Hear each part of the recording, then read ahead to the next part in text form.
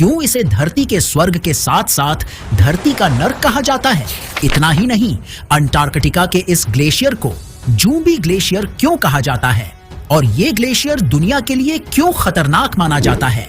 दुनिया से अलग थलग शरीर को मिनटों में बर्फ से जमा देने वाली इस भयानक ठंड में वैज्ञानिक वर्षों से क्या ढूंढ रहे हैं? दोस्तों, अंटार्कटिका धरती का ऐसा स्थान है जहां पर जाने के बाद आपको लगेगा कि हम किसी दूसरे ग्रह पर आ गए हैं, क्योंकि जब इस स्थान को एक्सप्लोर किया गया तो इसके कई सारे राज निकल कर आए और आज के वीडियो में इस अद्भुत स्थान को आपके साथ एक्सप्लोर करके इसके बहुत सारे रहस्य को आपके साथ शेयर करने वाले हैं।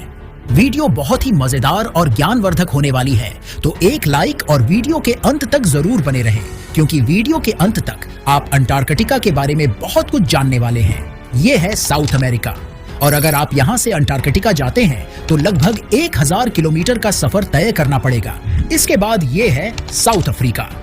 अगर आप यहाँ से अंटार्कटिका जाते हैं तो 4000 किलोमीटर की दूरी तय करनी पड़ेगी। इसके बाद यदि आप ऑस्ट्रेलिया के इस क्षेत्र से यहाँ जाते हैं तो लगभग 4700 किलोमीटर की दूरी तय करने के बाद यहाँ पहुंचेंगे। लेकिन कैसे?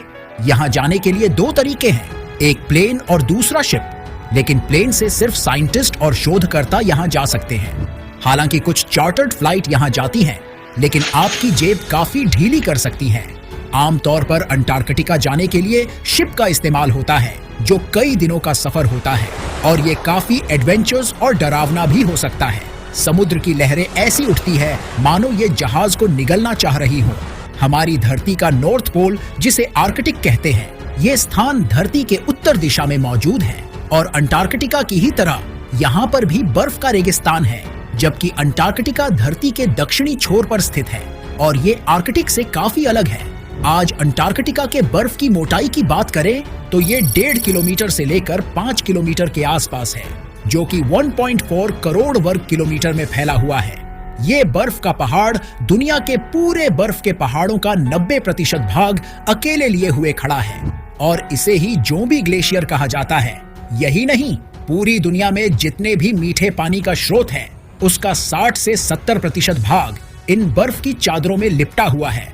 वैज्ञानिकों का कहना है कि अगर ये मीठा पानी किसी कारणवश मेल्ट यानी पिघल जाए तो दुनिया के समुद्रों का जलस्तर 60 मीटर तक बढ़ सकता है। इतने बड़े पैमाने पर समुद्री जल स्तर का बढ़ने का मतलब ये हुआ कि इस धरती का वो एरिया जो कम ऊंचाई पर मौजूद है उसका नामो निशान मिट जाएगा। लेकिन दिमाग में एक बात तो दौड़ रही होगी कि आखिर अंटार्कटिका में इतनी ज्यादा मात्रा में बर्फ आई कैसे? तो चलिए इसका जवाब जानने की कोशिश करते हैं। आपको तो पता होगा कि जैसे आज के समय जहां 7 महाद्वीप मौजूद है, वैसे पहले नहीं था, क्योंकि 335 करोड़ साल पहले हमारी पृथ्वी पर एक ही महाद्वीप था जिसका नाम पैंजिया महाद्वीप था। और ये महाद्वीप जब आज से 175 करोड़ साल पहले टूटा तो ये 2 हिस्सों में बंट गया, एक लॉरेशिया और दूसरा गोंडवाना महाद्वीप। लॉरेशिया पृथ्वी के उत्तरी भाग में था तो वहीं गोंडवाना दक्षिणी भाग में था। इसी गोंडवाना से टूटकर आज से 100 करोड़ साल पहले दक्षिण अमेरिका, अफ्रीका, भारत, ऑस्ट्रेलिया और अंटार्कटिका का निर्माण हुआ। जब अंटार्कटिका गोंडवाना से अलग हुआ तब यह एक गर्म और हरे भरे क्षेत्र के रूप में मौजूद था। यहाँ घने जंगल, नदियां और जीव जंतु थे। वैज्ञानिकों ने यहाँ से कई प्राचीन पौधों और जीवाश्मों के अवशेष पाए हैं। अंटार्कटिका में तब विभिन्न प्रकार के पौधे पनपते थे, जिनमें विशाल पेड़ और वनस्पतियां शामिल थीं। यह समय लगभग 50 करोड़ साल पहले का था, जब यहाँ के जंगलों में फर्न और कॉनिफर जैसी प्रजातियां अधिक मात्रा में पाई जाती थी। इसके साथ ही ये जगह डायनासोर का घर भी था, क्योंकि वैज्ञानिक रिसर्च में यहाँ डायनासोर के अंश पाए गए हैं। अंटार्कटिका के बर्फ का निर्माण आज से 33 करोड़ साल पहले शुरू हुआ।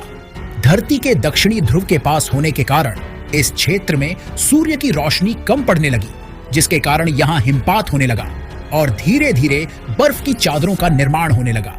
और जैसे जैसे ये क्षेत्र ठंडा होने लगा तो इसने अपने आसपास के समुद्री क्षेत्र को भी बर्फ में तब्दील करना शुरू कर दिया। हालांकि ये प्रक्रिया अचानक नहीं हुई, इसे बनने में लाखों साल लग गए।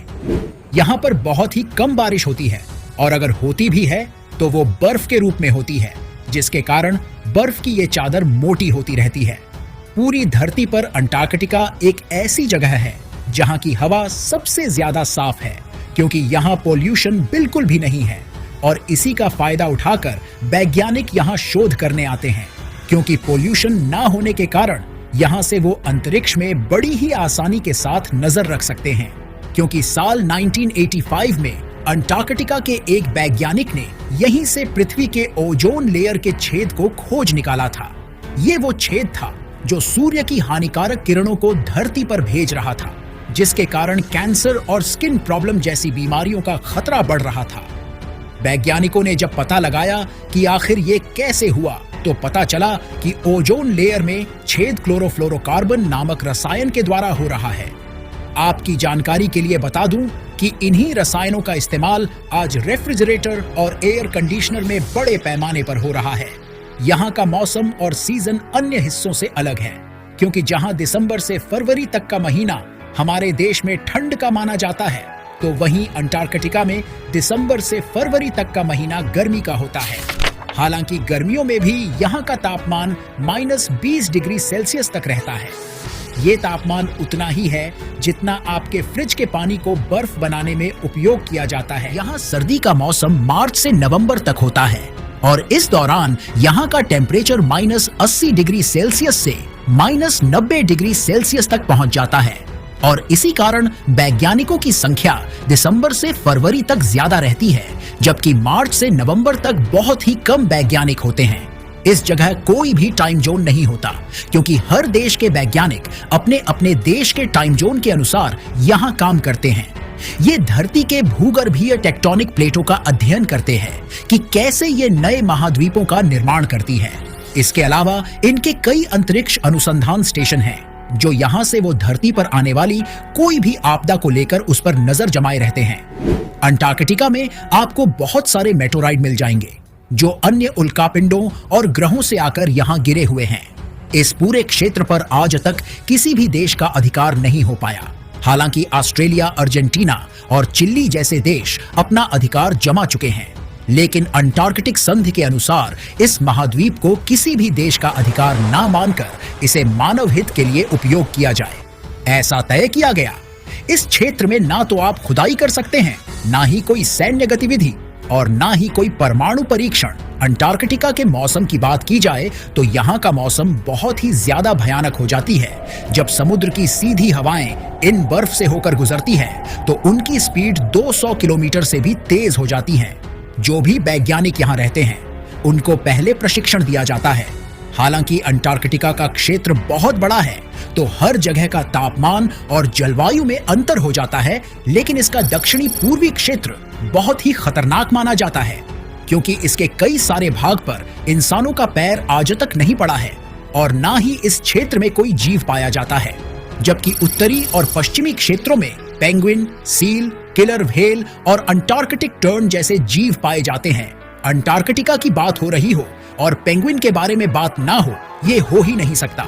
अंटार्कटिका में पाए जाने वाले एम्परर पेंगुइन सबसे बड़े पेंगुइन होते हैं, जिनकी ऊंचाई लगभग 1.2 मीटर तक होती है और उनका वजन 40 किलोग्राम तक हो सकता है। एम्परर पेंगुइन ठंड के चरम मौसम में प्रजनन करते हैं। मादा पेंगुइन अंडे देती है और उसे नर पेंगुइन के पास छोड़कर भोजन के लिए समुद्र में चली जाती है। नर पेंगुइन लगभग 2 महीने तक अंडे को अपने पैरों पर रखकर गर्म रखता है।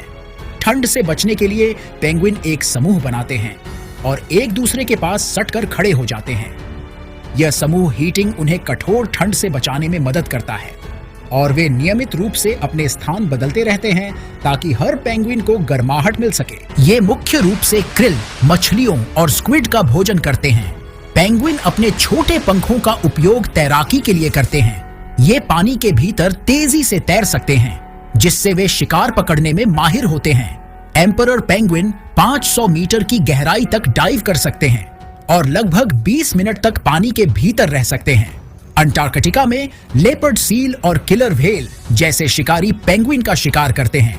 इनके अलावा समुद्री पक्षी जैसे स्कुआ पेंगुइन के अंडों और चूजों को निशाना बनाते हैं। दोस्तों, अंटार्कटिका की बर्फ के नीचे आज तक वैज्ञानिकों के हाथ क्या क्या लगा, उसे जान लेते हैं। दोस्तों, आप सब तो जानते ही है कि बिल्ली बच्चे को जन्म देती है, जो 1 से लेकर 4-5 बच्चों के बीच हो सकती है। लेकिन अंटार्कटिका की बर्फ में रिसर्च के दौरान वैज्ञानिकों को एक बिल्ली का ढांचा मिला और जब इस पर रिसर्च किया गया तो पाया गया कि ये बिल्ली बच्चे की बजाय अंडे देती थी। हालांकि इसको मरे हुए करोड़ों साल बीत चुके थे। अभी हाल ही के 2014 में आर्कियोलॉजिस्ट को एक इंसानी खोपड़ी का ढांचा मिला। ये ढांचा था तो इंसान का, लेकिन सर इसका लंबा था। वैज्ञानिकों के अनुसार ये मानव खोपड़ी बहुत ही पुराने मानव की थी जब वो विकसित हो रहे थे। लगभग 50 सालों के रिसर्च के दौरान अंटार्कटिका में छोटे बड़े 10,000 मेटोराइट पाए गए जो कि लाखों साल पुराने हैं। ये मेटोराइट कहां से आए इसका पता नहीं चल पाया। वैज्ञानिक शोध में जो भी डायनासोर के अंश मिले हैं उनका आकार 36 फीट के आसपास है।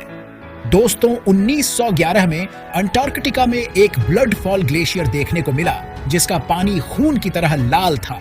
उस समय के लोगों के लिए इसका राज्य जानना नामुमकिन था, लेकिन आधुनिक विज्ञान ने इस राज्य से पर्दा हटा दिया।